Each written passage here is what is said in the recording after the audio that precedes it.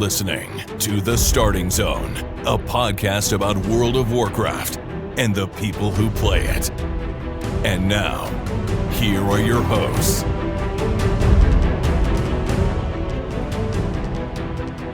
Well, hello and welcome to The Starting Zone, the podcast about World of Warcraft and the people who play it. Today is November 30th, 2021, and my name is Spencer Downey. Thank you so much for listening and subscribing to the podcast. I'm joined today, as always, by my co-host, Jason Lucas. Jason, how are you doing this fine Tuesday? Well, Spencer, hello, and welcome to our 7th episode of TSZ in November 2021. Yeah, it's true. It's true. We've been on the mic a lot this month, and I guess I bring this up as a bit of a precaution. I think this is going to be a bit of a quick hitter of an episode. We talked a lot of WoW this month. There hasn't really, Blizzard was on vacation last week for the holiday. It's true. So there's just not a lot of breaking news as we record here about 2 p.m. Eastern on Tuesday the 30th. So. Obviously we got reset stuff. We got reset stuff to talk about, and some other stuff maybe that happened in game last week. But very slow on the news front. We still don't have 9.2 PTR as you and I are talking. Expecting that this week. Yeah, we're seeing some Thursday. data mining and stuff. Yeah, it's data mineable. Yeah. If you stop by Wowhead or MMO Champ or anywhere like that, you've probably seen all kinds of info about sets and set bonuses and models and mounts and creatures and all kinds of stuff, which is cool. Not quite the same thing as having a PTR you can actually log into and go run around in. So, they kind of said publicly it definitely won't be before Thanksgiving. Thanksgiving was last Thursday. So I'm thinking, any day now we should have playable PTR, which I think will be really cool to check out and for people to, post videos of and stuff like that for people that want a little taste of 9.2 but don't want to actually invest a lot of time into playing it. It's going to be a big patch. It's going to be really fun, and it'll be cool to see how the PTR cycle shakes out. So, wouldn't be shocked if that goes up within the next 72 hours here. Yeah, I'm sort of my estimate as well, as I think probably Thursday is when we'll get the announcement. Well, actually, we'll probably get the announcement at 3:30 today, because then we will have just ended our show. Right. As soon as we're done, yeah. Then they'll go, oh, right, the Starting Zone just mentioned we hadn't mentioned that yet, so we better put that out there so everyone has the news feed of this is when PTR is happening. We better make that episode completely outdated as soon as it gets posted. Yeah. And so once, obviously, we find out about that, I think they'll announce it for Thursday, and I think Thursday will be PTR going up, and we'll be able to start, as you said, getting not just content creators posting little clips of what's happening in there and what the loop will be, but also be able to experience it yourselves. You'll be able to hop in there on your own if you want to and see the content for yourself. And obviously, story spoilers will exist if you choose to dive into that. That'll be like a right away thing of what happens next will be the first thing you experience. Typically, they don't put up a PTR that doesn't have the what happened next quest in it. That's usually the first thing you get. It's kind of unavoidable when they're testing the content, right? Yeah. So if that's something you're trying to avoid, I just want to caution that. As much as we will be pumping up PTR, we aren't going to be ruining any we aren't going to be spoiling anything, ruining any content for you. And we also won't be encouraging you to hop into PTR if you want to avoid those spoilers. So that's just a heads up. Mm-hmm. Yeah, and maybe also just a good thing to mention is that as long as you have a WoW account in good standing, anybody can participate in PTR servers once they're live. You just find it in your launcher in the little drop down above the play button, install the client, and then you can hop in. You can copy your character over from live and check it out. I know we have probably people who've never done PTR before, and maybe they're excited about 9.2 and maybe a little bit bored with 9.1. So maybe, who knows? Maybe it'll be the first time for a bunch of people checking out some PTR stuff. Yeah, and it's not just being able to create, be able to copy a character over. You can often create templates of characters. So if you're someone who's like, you know what, I'm also thinking of making an alt that I want to play inside this next patch that's happening. Maybe I want to try some things out on different classes. Well, you can often create a template character, which is then just given default gear that you can sort of run around in at max level. And so if that's something you're looking to do, that's another fun thing about PTRs being up, is you can test things out a little bit more when it comes to other classes you might want to play or, things you want to experience. So yeah, jump into that. All right, Jason, before we move farther into what we did this past week, or World of Warcraft, let's just take a moment to recognize that for some reason, Bobby Kotick is still the CEO of Activision Blizzard. I mean, there are many good reasons, and there are the many millions and hundreds of millions of dollars lining the pockets of Bobby and his board. Yeah, I wish I had more news to share at the top of the show about the ongoing effort to improve the culture at Activision Blizzard. I don't. There really is not much news of note this week. It's, I think part of the issue is that Bobby and the board are so entrenched. It's very difficult to remove them via outside pressure because of the controlling interest they have in the company. And I think that they're under the impression that they're just going to hunker down until this blows over. And, the next time they have a hit game, everybody will just shut up about it.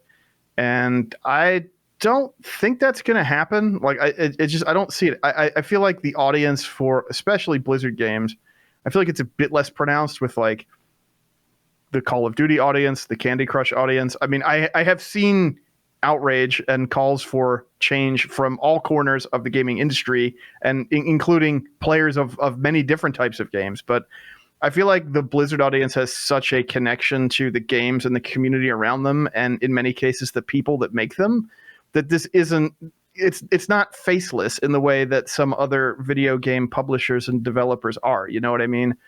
I think the players and the customers want to see these changes because they understand that it will make the products better. And I think people want to invest money and time into products that they feel good about, So I don't think the strategy of just ignoring it until the media moves on to the next thing is going to help here. I think this is going to continue to get worse for them in terms of the black eye. It's certainly not helping the stock price. The stock price continues to flounder. So yeah, I don't know. I can't imagine what is going to result in any kind of changes at the top at this point. I mean, they haven't meaningfully addressed, most of the employees' demands for change, even still to this point, 4 months on or now, whatever it's been. And what they are doing seems to be kind of, platitudes, just this kind of meaningless PR type of stuff, like forming the committee we talked about last week. And I think this week they passed a memo around about, 2 drink limits at company functions and no alcohol or non-prescription drugs on the job, which was already policy. And it was, yeah. It's kind of like common sense for like running a business to begin with. That's one of the big steps they're taking to improve the culture, which also leads to a very uncomfortable conversation about the role of alcohol here. It's like, you don't need to be inebriated in some way to like abuse somebody. Like those things don't go hand in hand necessarily. Like those are two separate problems with the culture, shall we say? So yeah, that's all we're really seeing at this point. So I don't know. Hopefully everybody's back from the holiday. Maybe we'll see some pressure ramp up this week. I hope so. I hope that now that people are back from having that little breather that they got, that they're able to ramp back up into addressing these sorts of things that are just unacceptable and need to be addressed and need to happen and need to change. So we're coming into a new year soon, and I think that it would be nice to start off that new year with something different, So hopefully we see something happen in the next few weeks before stuff shuts down over the holidays. I mean, our wish for Thanksgiving didn't come true, but there's still time for many other holidays up to New Year's. So yeah. Yeah. We also whatever birthday wish whatever birthday wish Blizzard made when they blew the candle is the other one we're thinking of. Because currently it's the anniversary event. All right. So this past week in World of Warcraft, I wasn't actually up to very much at all outside of just working on Covenant stuff because our raid team was on a break. We're on a break last week and this week because of American Thanksgiving. Apparently there's no break taken for Canadian Thanksgiving, but American Thanksgiving warrants 2 raid resets. So that's what they're doing this year. I mean, to be fair, American Thanksgiving is one of the few holidays we actually have. So, you got to make them count. Sure. Anyways, it meant that all that was really going on were some sale runs here or there, some for fun runs. And I had the pleasure of running with actually one of the Death Jesters Zeros to Heroes teams.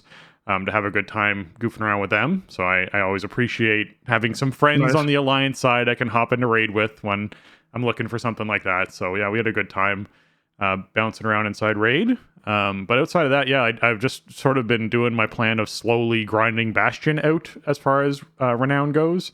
I took a week or so off of doing that, and then last week I sort of did here's 15 more Renown levels just from doing emissaries and the weekly gather anima and all that kind of stuff. And killing world bosses and So I think I'm 72 or 73, which means this week I just finished that off to 80, and then I have all of them at 80. Nice. And I can sort of decide what I want to sort of focus on. I think I'll probably end up spending most of my time as Venthyr until I get my follower table, my mission table all leveled up, since it looks like Venthyr is where I'm going to end up for 9.2, unless we see some very large changes happening.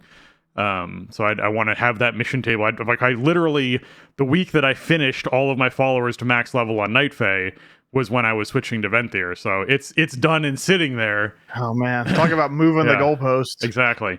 So now I'm grinding it out again on Venthyr. So at some point I also have to go in and hop through a whole bunch of Torghast to get all the followers out of that, and pull all the followers out of there. So there's a bunch of stuff to do in that Covenant, but I'll finish off Bastion first this week, and then I'll go back to working on that Covenant. And of course I have to get all the different what are the charms that you get, the currency you get for completing like Anima Conductor stuff, and they're marks of something. It escapes me at the moment. Yeah, but yeah, they're that's the currency that they now added to the emissary bags and stuff like that. It's separate from Anima, but you get it from doing stuff that generally before you could only really get it from stuff that was related to your Anima Conductor. So like the rares that you could spawn, or the extra quests that you would get from doing that stuff.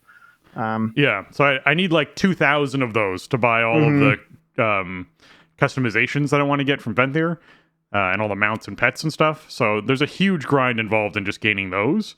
And so that's another factor of what I want to do once I get back over there. So I have all these little goals for Venthyr that are just going to be daily loop, and trying to sort of establish what that loop's going to look like.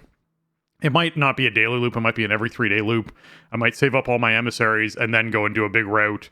Even though I'm giving up the daily rewards from doing Anima Conductor stuff, I think it'll probably just be a more satisfying experience to knock out 3 emissaries while I'm out there in the world doing things. So we'll see what I settle on, but that's sort of where my mind's at as far as that goes.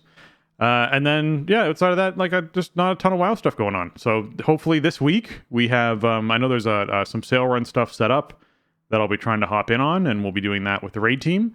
I'm enjoying the team so far. It's been a lot of fun with the people, nice. And we're looking forward to next raid tier. So yeah, it's going good. Let's just do some sales stuff, do some farm stuff, and do my little daily loop.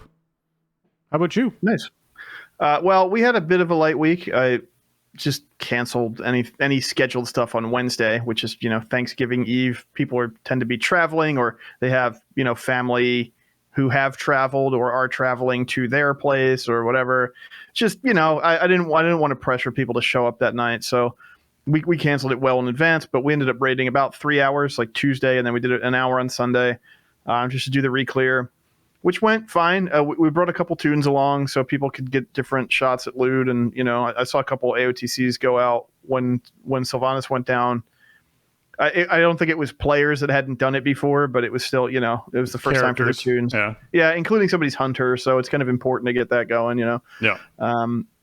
So I mean, it was relatively tidy. I mean, we've been just having kind of weird problems lately with wiping on bosses that we shouldn't be, because I think people are just kind of zoned out. We've had some situations where we have a weird number of players, like we just way fewer players than we're used to, and then people want to bring alts, but then they kind of don't have the same attention to detail with mechanics and stuff when they're paying so much attention to playing a different character than they're used to.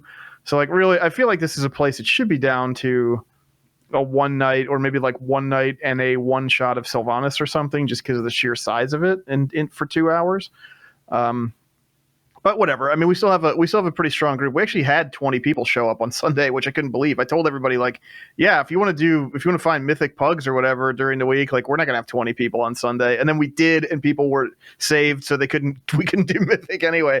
But yeah, I mean, raid we're in a good spot. I think I had some concerns that maybe we were gonna just bleed too many people out during this tier, that we wouldn't be able to keep going. But I think we're in good shape. Other than that dungeon stuff, I actually didn't finish the dungeon weekly. I think I only did 3 dungeons. But I did get the other side plus 20 in time with about 10-11 seconds on the clock. Nice. So yeah, I got my second portal unlocked. For only doing like 3 dungeons this week, being able to get a 20 done is a big deal, because it's not like you had a lot of warm up going on in that key. No, not at all. That was, I hadn't logged into WoW for about 4 days before we did that dungeon. Yeah. And then we tried to do a plus 20 spires, and that just got messy. I thought it would be doable because we have a lot of practice on fort spires. And fort spires is just brutally hard. I thought that would be better, but we did a bunch of dumb stuff, and everybody, I think, was just kind of tired and just zonked out, and it didn't work out. But still, I mean, we got 2 of the 8 portals down so far, and looking good to get some more before the end of the season. I'm sure we got plenty of time. So, once you sort of get used to the pace and the level of difficulty that you have to play with to time 20s, I think the dominoes start falling a little bit more. I'm hoping, we could get like 1 a week or so going forward. Well, the good thing is too, if you time in 20s and everybody's getting 20s, so you don't have to like push a key up to 20 to try to get the portal. You can pick and choose among, several of them if everybody's doing 20s and higher. Yeah. That is certainly one of the benefits for sure. All right, well, with that being a light week, hopefully this week's a little bit more busy for the team, and you can maybe get some Mythic stuff in. That might be fun to do. Yeah, I mean, I think if people are back and energized, and we will. I mean, I'm not gonna lie, I do kind of like the 2-night schedule, and like just saying like Sundays are out for the rest of the tier. But if people want to go, I've been trying to do a sign up thing, so it's like we put an event in Discord. Pretty cool like app actually. Bot. Yeah. The calendar bot you guys have is pretty cool. I gotta say, it's so people can sign up for like what role they want to play, or they can kind of sign up for like available if needed kind of thing, like a bench spot sort of, or whatever. So yeah, I mean, I try to use that, so it's just to gauge interest, and it's like, okay, well, if we have 20 signups, then we're going, and if we don't, I call it, and then nobody has to invest the energy in like setting aside the rest of their life to be in front of the computer at raid time if we know we're not going to have enough people. I think it's a decent compromise. I'm not like desperate to push mythic bosses, but it is fun to have other stuff to do. And there's good loot in Sanctum, even early on. You get some 252 weapons and domination pieces and stuff off some pretty easy bosses. So, I think the group's energy level is just going to dictate how we approach that for the next little while here. Yeah, that makes sense. All right, with that, let's jump into what's going on this week in World of Warcraft.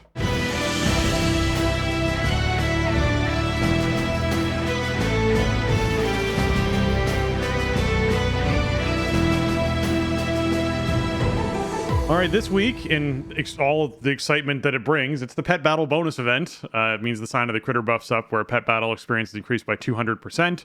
For those of you who are into Pet Battles, this is actually pretty cool. It is a nice thing to sort of fill out towards the end of, I was going to say towards the end of an expansion, but I guess towards the end of a patch is sort of the better way to put this. Since 9.1.5 is probably got a couple of months left, and then it's going away. If you are someone who wants to get Pet Battle achievements, this will help you out a little bit.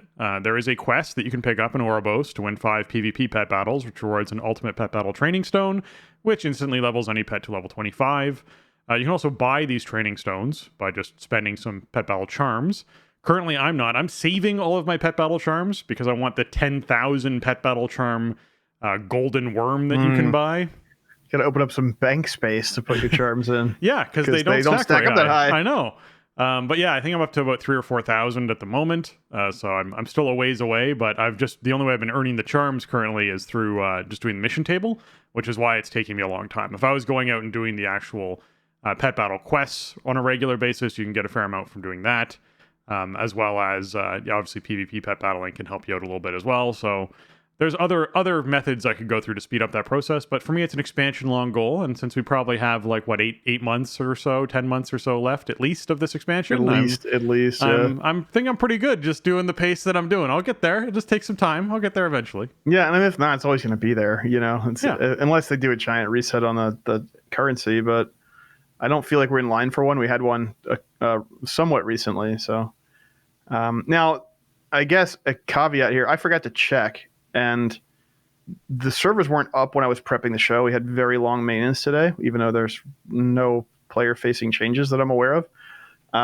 This is the first time we've had this since 9.1.5, and some of the stuff with Pet Battle XP got reworked, so I'm not sure if this is still that 200% bonus. I'm not sure if the Pet Battle Training Stone works that same way to level it straight to 25, or if it's a giant chunk of XP or what. So, Your results may vary slightly in-game, but the spirit of the pet battle bonus event certainly continues either way. Yes, it does.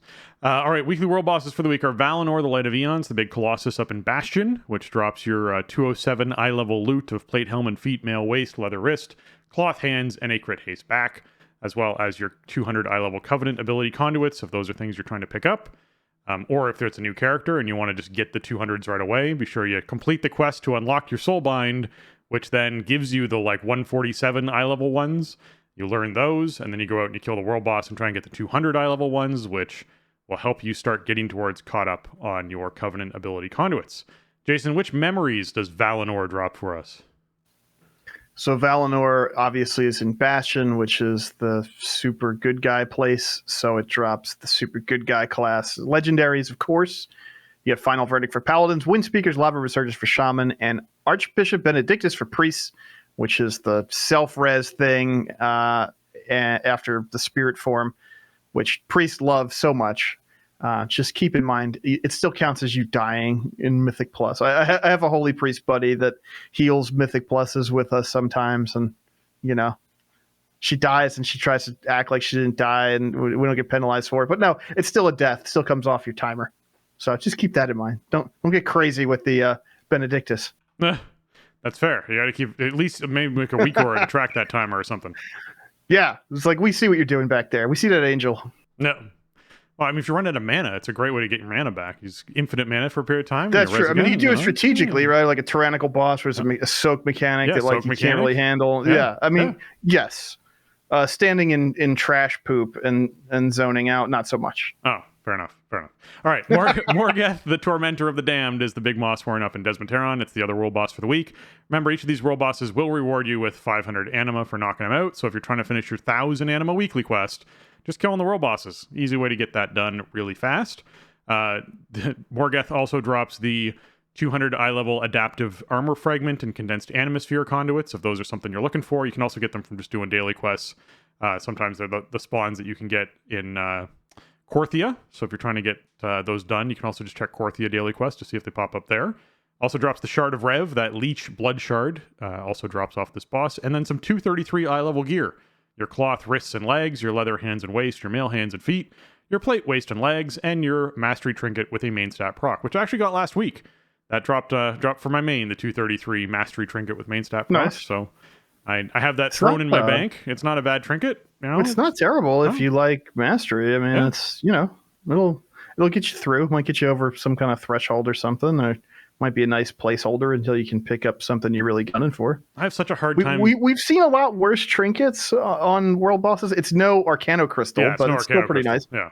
I have a hard time letting go of trinkets when I only have one of them, because I always feel like there's a chance that something gets bugged or buffed, or they change a mechanic where this trinket that dropped a candle on the ground that when people stood near it gained a stat is suddenly dropping 15 candles on the ground by accident, and you should totally wear this thing all the time because then everyone gets huge stats or something. Yeah, it scales with your haste, and now you have 10% more haste than you had at the beginning when you got this. And yeah, I never get rid of trinkets until the bitter end of the... Actually, that's not even true. I was going to say the end of the expansion, but usually I don't get rid of an expansion's trinkets until the .1 patch of the following expansion. Sometimes, you just never know with trinkets, and that's...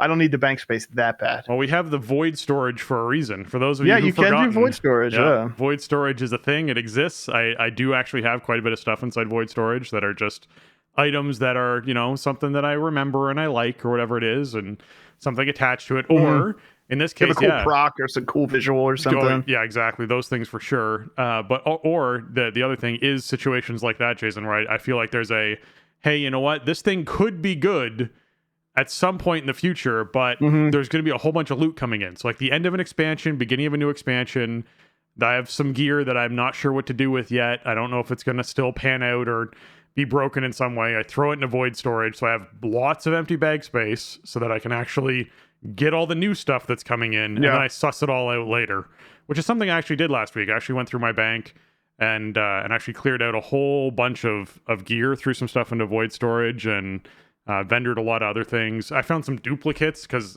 just like the situations where you're like, hey, Yeah. I think I need those boots. And you're like, oh, actually, those boots are now a lower item level than these other boots that I have that do the exact same thing. So I can get rid of those. Right. Or like Yeah. what I do all the time is I get a piece of gear that I don't want and I'm in a raid and I put it up for rolls and nobody wants it. And then I Yeah, it forget sits about in your it. And then bag. I like organize my bags and it just gets lost in my gear bag, Yeah. you know? And yeah, then I find it weeks later, like, oh, I forgot to get rid of this. Yeah.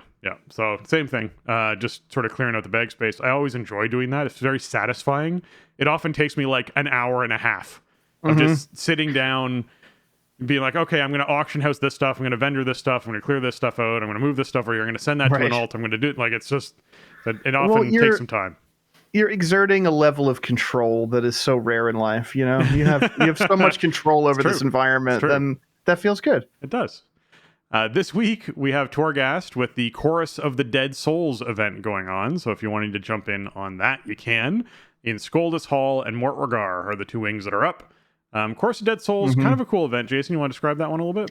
Well, yeah, this is the one where, you know, at the outset, all these monthly seasonal, events or whatever you want to call them, like at the outset, the first power you get allows you to like opt into it and choose the kind of gimmick for the week if you want to or not. And if you don't, then you just have a normal Torghast run. If you do, then you will get powers that further modify your gimmick power. Right. Chorus of Dead Souls is kind of neat. It transforms you into one of those ghost-looking things, and it gives you some different abilities and buffs. I would say it's a little bit. It's not very favorable, I think, for a single player. But if you're going in there with some friends, if you have a party, the more people that opt into it, you can like combine the powers, and it's literally the Chorus of Dead Souls, right? Like, if everybody's running it, then your buffs are kind of additive. So I think it's pretty fun to do if you are in there with a party. Solo, I found it to be a bit underwhelming back when I tried it the first time, but definitely a cool thing to do with a party. And Skoldus Hall is a great wing of Torghast to just grind if you need currency or you're like leveling up or you need renown or whatever. It's very straightforward. You tend not to have any like super threatening or annoying enemies in there, and the pathfinding is usually pretty straightforward. So if you need to get caught up on some Torghast stuff, this is a pretty good way to do it, especially if you get your friends in there and just Chorus of Dead Souls it up in Skoldus Hall all day. That'll be a really good way to get some XP or renown or soul cinders or whatever you need. Yeah. It's definitely a cool event going on, so be sure you check it out. All right, Oribos, we have Mists of Tir Nasyth and Mists of Tir Nasyth 2, Lost in New York. Well done, Jason. Good reference on that one. I like that one. That movie I try to come up with, when it's the same thing, I try to do something. I figured it's the holiday season. Yes, Lost in New York is where we are when we do Mists of Tir Nasyth 2. Or it could be Mists of Tir Nasyth 2 with a Vengeance is be the other holiday one I'd reference. Yeah, that's a good one. This is a great one to double up on because this is only 3 bosses. You could do it on any difficulty. This is a lot of rep and anima for very little effort if you pick these quests up before you go a dungeoning. Yeah, it's one of my favorite ones to run, especially now that I'm Venthyr, because that first boss is hilarious when you're Venthyr and you actually ramp properly into the increased damage phase that happens, because you just absolutely annihilate that boss. So yeah, it's going to be a good time. I think I'll definitely get myself a Mists of Tir Nasyth in this week for these quests.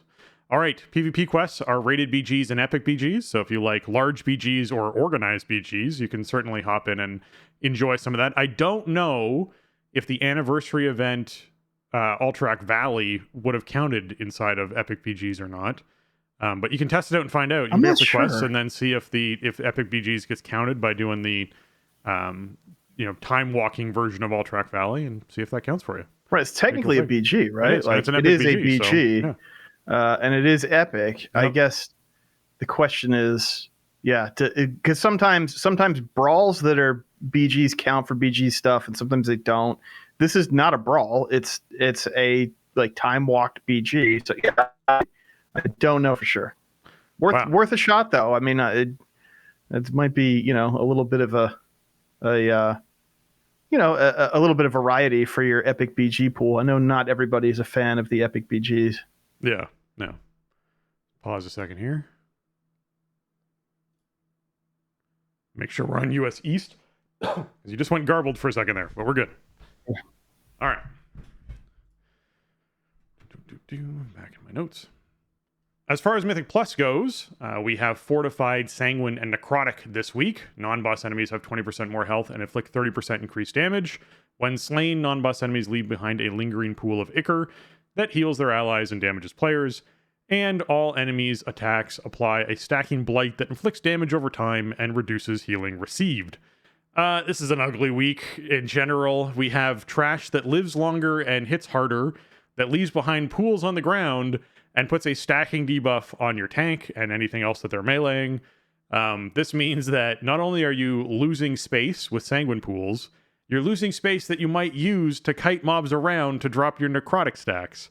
And you might not want to root and slow and knock back enemies as much as you normally would in Necrotic Week, because you might be knocking them or rooting them inside of a Sanguine pool, which then heals them. So there's definitely some symbiosis that happens here between all three of these, which makes it one of the uglier weeks we will see. That said, bosses are going to die faster. They are going to put Necrotic on your tank, so you got to be a little bit careful of that. And you don't want to have a Sanguine pool when you actually engage a boss, because bosses do heal from Sanguine pools, so you want to be a little careful about where those things are. They should despawn fairly quickly. That is one of the changes to Sanguine that happened a while ago. That is a nice thing, is Sanguine pools don't last as long as they used to. I think it's only 10 seconds that they sit around for. So you shouldn't have to deal with them for too long. I think it's like 20 maybe. Yeah, it's not. It used to be like a minute. It's nowhere near that anymore. So that's beneficial. But in general, I think this week, for a lot of teams, it's not going to be too rough because there is enough space to sort of kite things around. You just have to be really careful, is all this week is, right? You have to be more aware of the fact that you're going to be taking heavier hits. You got to pay attention to your necrotic stacks when they're happening for both a healer and a tank.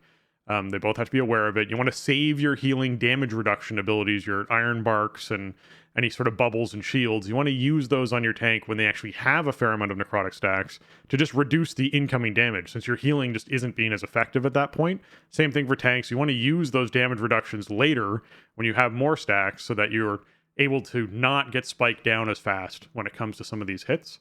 And then just being aware of Sanguine pools. If you're a DPS and you're trying to help out your tank with necrotic and whatnot, be aware of Sanguine and what's happening with Sanguine. It's a bit of a trickier week, but it's manageable. It's not an insane week. Yeah, I mean, this is not a combo that you really want to see. Yeah, for sure. But there are a couple silver linings here. You mentioned the Sanguine Nerf, that has been pronounced. That's been in for a while. Yeah. This is also the first time we've seen Necrotic since the Necrotic Nerf that came in with 915.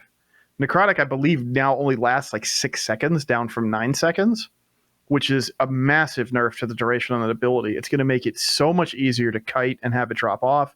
It's going to drop off more frequently just in the normal course of combat.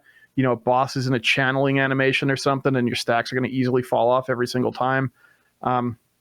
Interested to see how that feels. This week puts a lot of pressure on your tank. DPS can kind of just cut loose. They don't have to switch to explosives. They don't have to fan out for quaking. They don't really have to worry about kill order that much. I mean, it's always a good idea to kill the caster, the shooter, the immobile thing first so that you can pull the mobile stuff away from it. But they can just let it rip on trash packs, and it doesn't, there's no bolster, there's no bursting, right? Yes, Sanguine is an on-death effect, but it doesn't have that sort of ramping impact on combat as much as some of the other on-death effects do. As long as your tank is backpedaling or strafing or whatever, when stuff dies this week, the pull just gets easier. Whereas that's not always the case, right? Every single on-death effect week. So I think a lot of times when you have these combos that put a lot of pressure on the tank, it can make the experience a bit easier for the group overall, as long as the tank is, reacting appropriately to what's going on, because DPS are not thinking about anything else except those red bars going down, I don't know. I'm interested to see how this feels with the Necrotic Nerf, because I've had many situations in the last 5 years where I leap away or whatever, and I just run out of steam right as that last thing gets into melee range of me. And I got 1 second left showing on my debuff, and now I got 28 stacks or 43 stacks or whatever, right? And a brand new timer. I don't I think it's going to happen way less. I almost think 6-second duration is too much of a nerf to necrotic because it makes it too easy to counterplay by kiting. You jump away one time and you're pretty much guaranteed to clear your stacks. This isn't a bad thing. I mean, necrotic has been an extremely tank punishing mechanic over the years, so I'm not sad about it. I think at that duration, it may be so short that there's not a lot of choice involved in the counterplay, and it just becomes super easy to sort of ignore. It's like you have to be aware of it to a point, but then when it's time to go, you just jump and it goes, and you get right back to it. You're not coordinating as much with your teammates. Like, okay, drop a snare, drop a root, whatever. It's just, all right, use your movement ability, wait 3 more seconds. Okay, you're good. I think it's going to help people get more KSMs and plus 20s and stuff. So I'm all for it. I'm interested to see what it's going to feel like. Yeah. All right, Jason, the PvP brawl for the week is Cooking Impossible, Yes. which feels weird. It feels impossible, actually, because we just had Cooking Impossible a few weeks ago. But that's what you get when you have a weekly rotation on brawls, is you actually get to see them more often. So yeah, the brawl rotation is awesome, I think, with weekly brawls. Yeah, it's great. This is your chance to venture back out to the Valley of the Four Winds and help out Nomi inside the kitchen. Basically, you are on a team of people in a kitchen located next to your enemy's kitchen, and your goal is to go and collect ingredients that are needed for Nomi and dump them into the cooking pot and finish your cooking before your opponent finishes their cooking. Now, you can take ingredients from their side of the map or from your side of the map. You can disrupt and knock back and slay your enemies who are attempting to drop their ingredients into their cooking pot. So, there's a bit of competition that happens there in this, as you'd expect in any kind of PvP situation.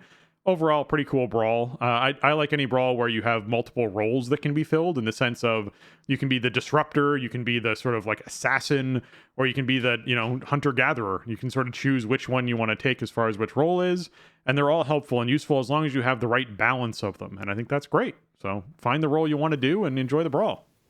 Yeah, super fun, this one. It's got a lot of personality. It's a lot different than most of the other PvP situations in the game. And you really can play kind of like a goalie style. You can't, obviously you can't directly tank players, but if you have like a tank character set up trying to push the enemy off of their turn-in point, like, it's very effective in this brawl, and it's really it's a fun style. It's fun to just disrupt people and prevent them from being able to get turn-ins.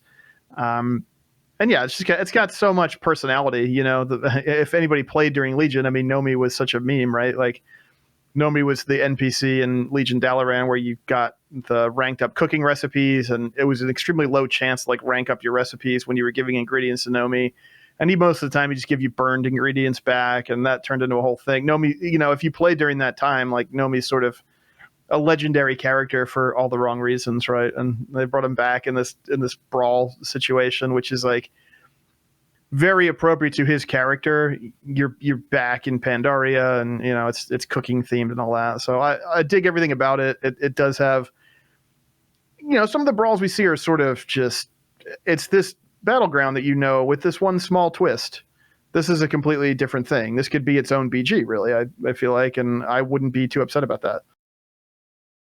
Yeah, I don't really have an issue with this brawl coming around more often because it's cool and fun. All right, WoW's 17th anniversary is still live. It goes live until December 6th. So we're coming into the last week. We're getting close. Well, actually, last week we still have.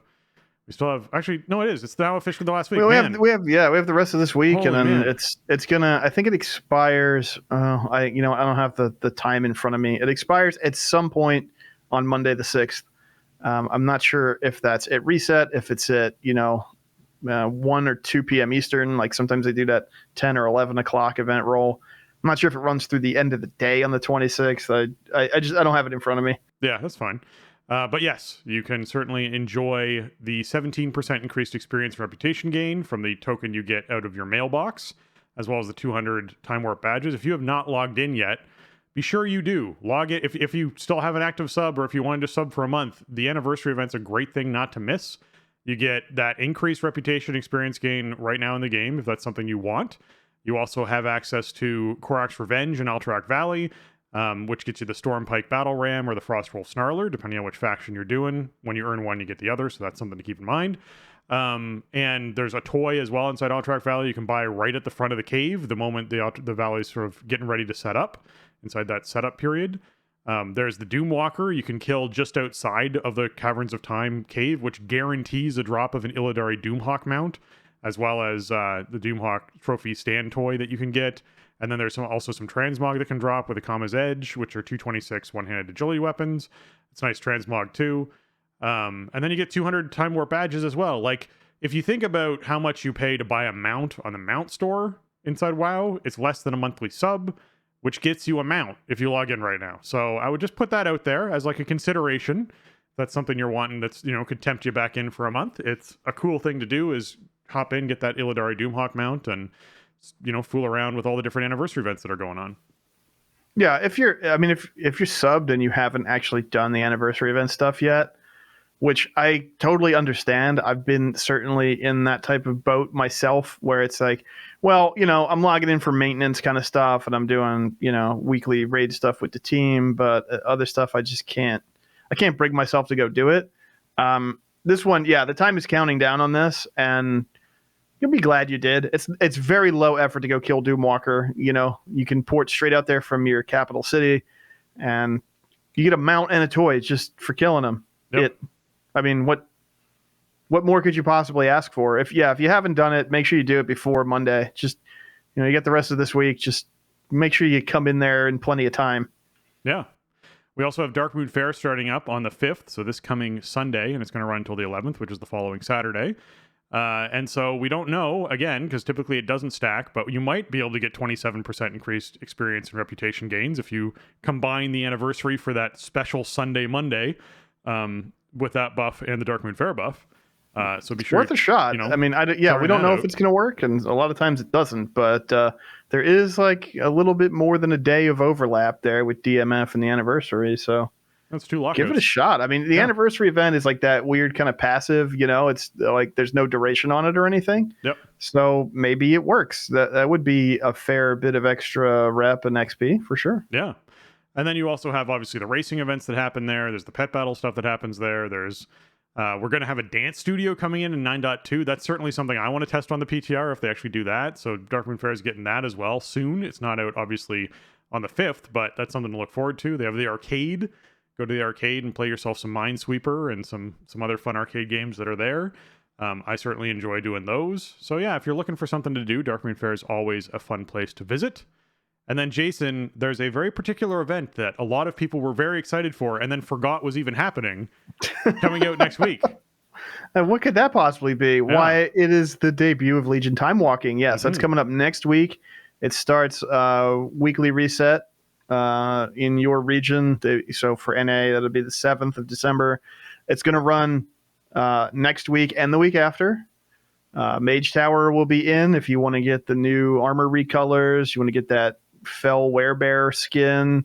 You want to do each of the challenges and get the Spell Tome mount.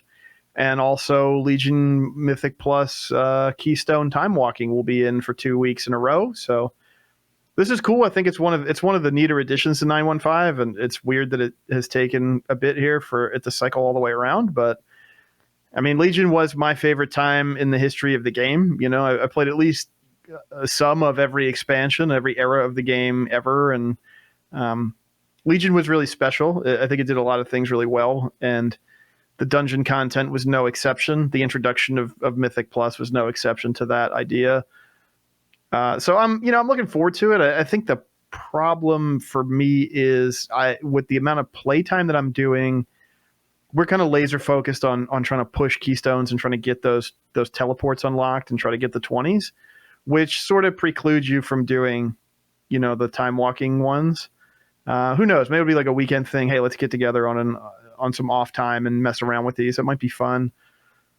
Mage Tower, I'm more ambivalent on. I don't know if I really even want to bother. I'm not crazy about the recolors for the classes that I like to play. The Werebear skin is really cool, but revisiting the tank Mage Tower challenge was not my favorite thing ever in the history of the game. Although it was pretty good on Druid, because Druid, you get those 40-yard moonfires. Not most tanks don't have a way to shoot something 40 yards away. So it wasn't too bad on Druid. So maybe I'll see if I can knock it back out and get the other variant. Yeah, I'm certainly looking forward to it. I'm also looking forward to, I'll probably go in and record my Mage Tower runs and like put up a, hey, this is me doing the Boomkin one, this is me doing the Pharaoh one, this is me doing the Guardian one, and this is me doing the Resto one, because that covers essentially all the Mage, like almost all the Mage Towers. I think there's one that's not covered in there that you'd actually be able to experience, which I think is kind of cool. It's a neat thing for Druids. So I'll enjoy sort of creating that content and putting that out there, because I think it'll be a lot of fun for people to check out, and I think it'll be fun to stream. So I'm certainly looking forward to diving into some Mage Tower and getting some of that content put out for people. So overall, I think Legion Time Walkings looks really promising. As you know, content stuff, it sounded like the team was really excited about it. It sounds like the team was excited for Legion Time Walking to be the start of things. Doesn't sound like it is the end. It sounds like they are like, hey, this is technology that we now can use in a way that we are excited for. So I think we might see some more time walking or time walking-esque content come out from the Blizz team in a little while. So I want to know what the next thing is. Yeah, I mean, we talk on the show all the time, and I think we even kind of briefly touched on it with Morgan a couple weeks ago. Like the ability to kind of revitalize existing content or old content or content that players enjoyed before is it's kind of untapped potential for WoW. I feel like in a lot of ways. They put a lot of cool stuff in this game over the years, and usually we're just very focused on whatever the newest thing is, right? And everything else sort of falls by the wayside because it's not as important as the new thing. And I think there's some wisdom in that as well. Like you want to funnel players into the same space. You want to make it clear what is quote unquote, important in terms of character power and progression and prestige, certainly. But I don't think that means that there's no opportunity to repurpose existing content in ways that are cool and make the game feel vital and interesting. I do think, I'm going to reiterate my disappointment that we're not seeing adjustments to the time walking schedule and that we're only going to get Legion time walking like 3 times a year. I think that really diminishes the coolness of the time walking Keystone system in particular. Mage Tower is probably not as big of a hit on that because a lot of people are going to probably get what they want out of Mage Tower in these first 2 weeks, and then it's not really going to matter. That's my assumption. I think, it's a time walking thing, right? So your gear's normalized. It's not like you can go power up, and the next time it comes around, it'll be easier. It's not really. I mean, obviously, we see tuning fluctuate in time walking over from expansion to expansion, but the goal here is not for it to be identical to Legion time walking, which was very difficult in current gear when it was released and became much less difficult as gear scaled up. I think it's probably going to be more in the accessible range.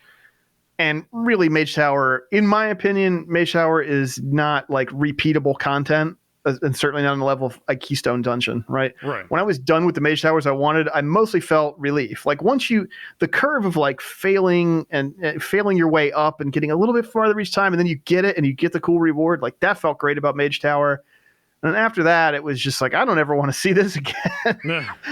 Keystone Dungeons, it's always like that, how can we time that next rank? How can we do this part better? Can we double up this pull? Like, how can we optimize this? How do we solve this puzzle? And that's what has made Keystone Dungeons so cool for the last 5 years. And I think having access to a dungeon pool, outside of the mainstream for like 3-4 weeks out of the year, it's just not going to be enough to be valuable or it's not going to realize the potential. They're great dungeons. They're really fun. And it was sort of an experiment at the time. So they're not like the best Keystone Dungeons we've ever seen, but I think there'd be a lot of value in letting people explore them and revisit them more than the time walking event schedule allows.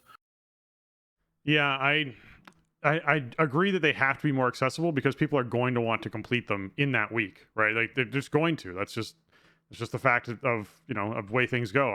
I'm going to want to be able to do all of the ones for my main in the same week. I don't want to have to be like, oh, I'll come back next, 3 months later, 4 months later, whatever it is, and try and complete the tank one. Then I want to be able to complete the tank one and the healing one and the DPS one and do maybe one on an alt and not really worry about it taking me 16 hours to do it for one of them, right? Like that's what it was. For the first time I had access to it, as I did the healing one, it took me 16 hours to do the healing one the first day it came out. And it was incredibly challenging. It was a badge of honor to carry around that weapon appearance and know that was something that was, something I earned, and I really felt that achievement of earning it, which was great. All those things were great, but I don't want that to be the experience other people have in a time walking thing when you have a gated experience like this, when it's like, hey, you have this window of time and then this goes away.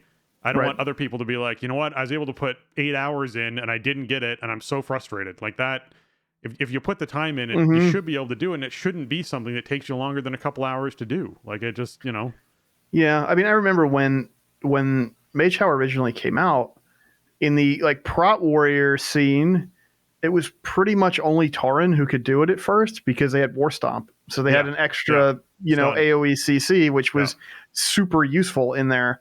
And so those like cutting edge players that were getting the Prot Warrior Mage Tower appearance early were mostly Tauren, because that's just how like meticulously it was tuned. It was supposed to be that hard because it was supposed to be a thing that lived for, most of Legion's lifespan and represented this prestige activity.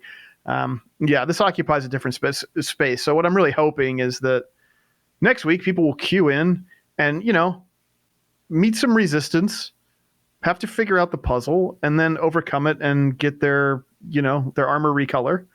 And maybe they want to keep going and try to get all the challenges done so they can get them out. That would be really cool. Yeah, I think that would be really cool to do too.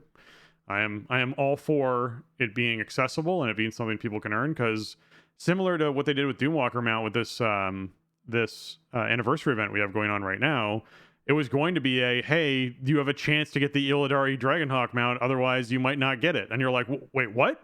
Like the anniversary event's once a year for a limited period of time in this short window of time, and you can only kill the boss once a day.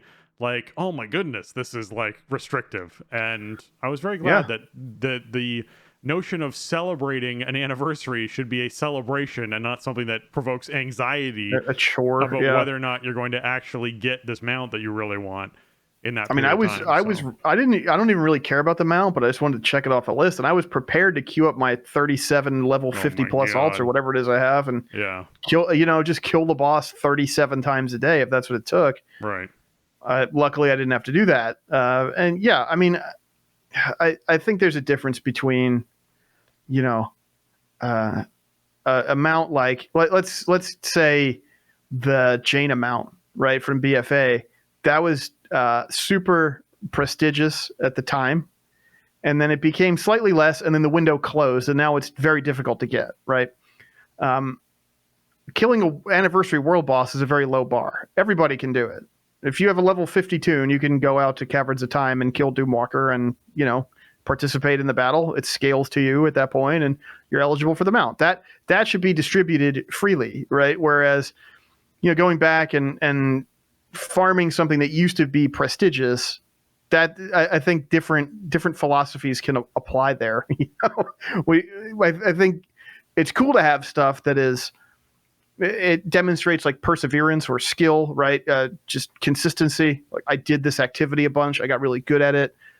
I had many failed attempts before I got the reward that I wanted, or, in this time frame, I did this much of the activity to get to this rank where I then get this reward. Like that stuff is cool, but it's also cool to just say, hey, here's this big robot, go kill it and get a mount. Like I think you need both of those things in a game like this. Yeah, I think you really do. I think it's something where being able to get the stuff you want to get and put the effort into getting it is great. I still feel like the Love Rock, well, it's not the Love Rock now, it's now or they named it, but the what they renamed it to. But the mount from Love is in the Air Festival is something that you should be able to buy with a ton of badges if you put the effort into getting them. It shouldn't just be a drop chance. Same thing with Headless Horseman mount. I think it should be something that you can choose to farm, even if it takes a long time to farm, or it takes multiple years to farm, or whatever it is. Maybe the currency doesn't go away at the end of the event. That would be fine. I would have zero issue with that because people can actually dedicate the time to doing it. Whereas I feel like not providing those options for players is disappointing because you can feel like you spent, as you said, 50 tunes a day for 2 weeks of the event being up and not getting it and being like, well, there goes 1,000 attempts, and we'll guess we'll do another 1,000 next year or whatever it was. Yeah. I mean, there really is no prestige in killing a holiday boss, whether it's Headless Horseman or whether it's Doomhawk or whatever it is. Yeah. There just isn't. They're not designed to be some challenge to overcome. It's a fun thing that adds some flavor to the game. It spruces up, an in-game event. And so, yeah, I think they should make them, for a world boss thing like that. Yeah, guarantee drop I think is great. I would love to see anything like that for the other holiday bosses. Like, maybe it takes your entire event year of grinding the currency, and I mean, we have some other rewards that are already like that, where it's like, well, if I do this on this tune, I'm not going to have any pumpkins left over to get, anything else. Yeah. I think that's okay, but it's the light at the end of the tunnel, right? And so, yeah, I'm not saying like every event mount should be guaranteed drop, but I think they definitely made the right call here. Yeah. All right. With that, it's not real major hotfixes that happened this past week. So, I guess nothing. I guess we're just going to start moving into... There is one thing I want to say about last week, even though nothing changed in the game. Somebody directed some DDoS attacks at Blizzard services on Wednesday night, and that was super lame. That's not a cool thing to do, especially on the eve of a big holiday and when most of the team's supposed to be on vacation. It's like, this is why we can't have anything nice, Why? I couldn't believe that when I saw that come through on Wednesday. CS even had to put out a tweet about it or something. It's like, man, just let people have some time off and enjoy themselves. The DDoS isn't cool. It doesn't prove you're some kind of lead hacker. You just rented a botnet and pointed it at an IP address. So I just wanted to say, I hope that whoever did that somebody DDoSes them in return or something. I don't know. I mean, it is also illegal. So, maybe if they could face appropriate consequences or something. I mean, like, man, the poor server engineers and stuff, trying to enjoy their holiday, just have some nice time off. And no, can't do that. Got to make sure that the network is secure and functioning. Yeah. Never a fun thing to deal with at all. You have to remember the people you're not punishing Blizzard the organization. You're punishing the poor server engineers and the poor people who have to come in and solve the problem. Yeah. Like Blizzard the organization, if anything, you're making it worse on those server engineers. So they're like, well, then why did this happen to them? So now you have to write up a report as to why the DDoS happened and why you can't secure the network enough that it won't happen again in the future, and explain to your bosses who might not understand the technicality of it. Like, you're making the guys who work on that level's life harder versus the people who work up the food chain. So, let's take it easy. You're not going to DDoS Bobby Kotick out of the CEO chair. Exactly, right? Yeah. That's what if only it was that simple, but no, we can't. That's not going to happen. It's not going to happen. All right, with that, let's play a quick signer for our patrons, and we'll be right back. Hi, everyone. I'd like to take a moment to thank our patrons. They contribute a ton to our show and help us to improve on the content we create. Today, I'm giving a special shout out to Arajian, Bob, Celian, Jeff, Kapawi, Mibble the Mighty, and Shorel. Thank you. This sounder is for you.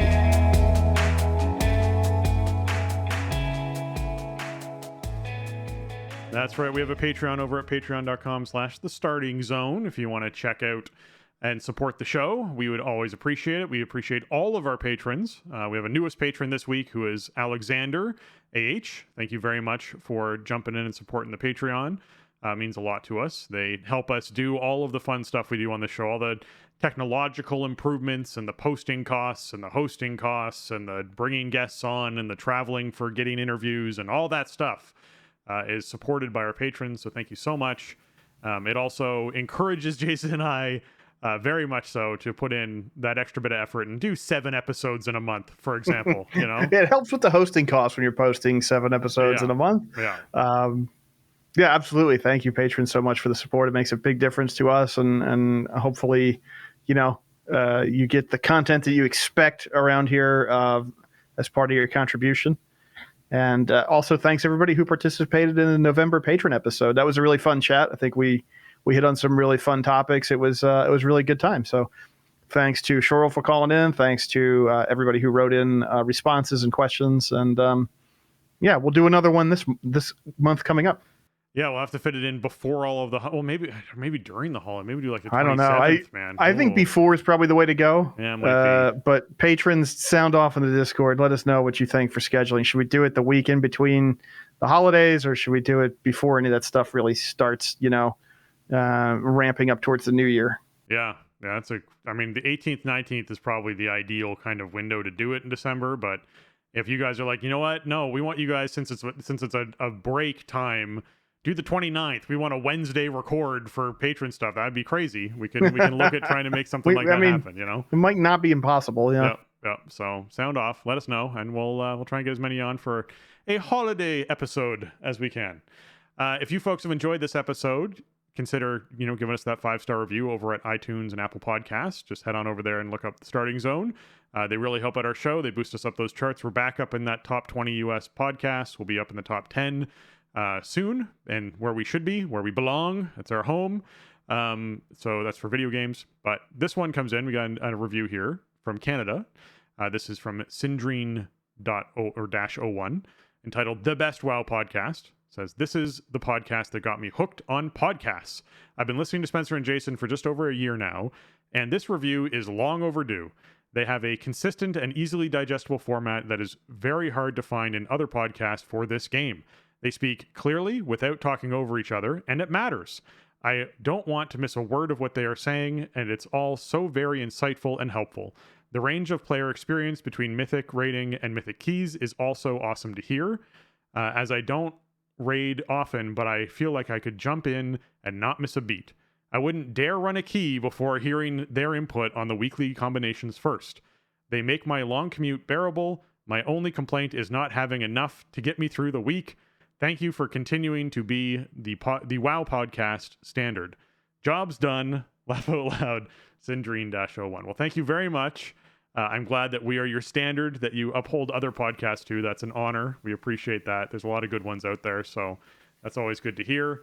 And yeah, if we can give you helpful information or get you excited or make you feel like you can move from, one chunk of content to another, by all means, that's a pleasure for us. So thank you so much for writing in and leaving us the nice review and kind words. And we're looking forward to, hopefully this month with 7 episodes, we fulfilled some of your quota for listening. Yeah, maybe we gave you some stuff to, We've done about as much as we could do, I think, this month. So, yeah, thanks for checking in. Appreciate the review, and I appreciate you squeezing in the jobs done at the end there. Nicely done there.